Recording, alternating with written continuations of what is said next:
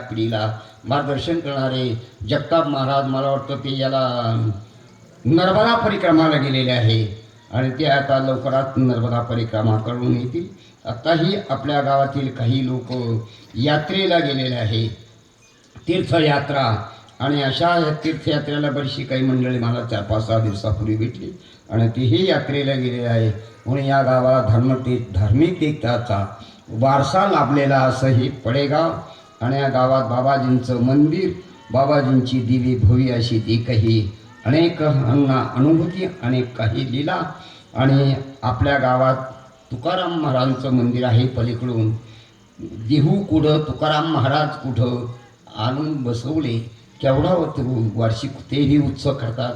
अनेक ठिकाणी आळंदीला ज्ञानेश्वर महाराजांची मुख्य समाधी, अनेक ठिकाणी बाबा ज्ञानेश्वर महाराजांचे मंदिरं, मूर्ती. तसं जनार्दन स्वामी महाराजांची समाधी कोपरगावला आणि इथं पडेगावला मंदिर. एवढंच नाही तर अकलूज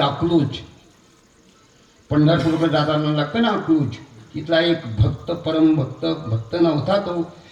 बाबाजीची समाधी झाल्यानंतर काही दिवसांनी आल्यानंतर आणि त्या ठिकाणी 1-2 वर्ष राहिला. त्याला 2 बायका, त्याला त्या दोन्ही बायकांना मूलबाळ नाही. 2-3 वर्षे त्यांनी सेवा केली, कर्म धर्म संयोगाने. तो इथून गेल्यानंतर दोन्ही मंडळ बायकांना 2-2 मुलं झाली.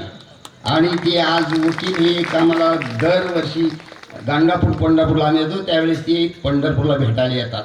आणि अकलूज कुठं आणि कोपरगाव कुठं, तिथंही त्यांना महादेवाचं आणि बाबाजीचं मंदिर बांधायचं आहे. सांगण्याचं तात्पर्य की अनुभव का असला तर काय होतं. म्हणून देहूला तुकाराम महाराजांचं समाधी किंवा ते महानिर्वाणाचं ठिकाण तिथं, आणि पडेगावला सुद्धा तुकाराम महाराजांचं मंदिर, कोपरगावला जनार्दन स्वामी महाराजांची समाधी, आणि अकलूजला पण तिकडंही बाबाजींचा महिमा किंवा बाबाजींचं मंदिर बांधणारे ते काही आम्हाला आता बोलावणार आहे. भूमिपूजनाला मंदिर बांधायच्या त्या पूजनाला बोलावणार आहे.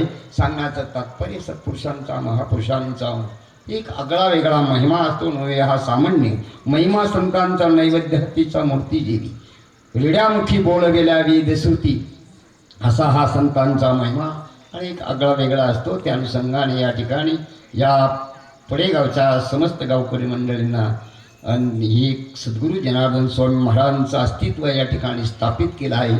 स्थापित करीत असताना हा 15 वर्धापन दिन भावी भक्तांच्या माध्यमातून आणि या ठिकाणी सोहळा हा साजरा करतात. त्यांच्या श्रद्धे भावने निष्ठेला बस वंदन करतो आणि यापुढून अनेक कार्यक्रम त्यांच्याकडे घडत राहो, ते करीत राहो अशी शुभेच्छा व्यक्त करून माझे 2 शब्द पूर्ण करतो. जय जनार्दन, जय जनार्दन, जय जनार्दन.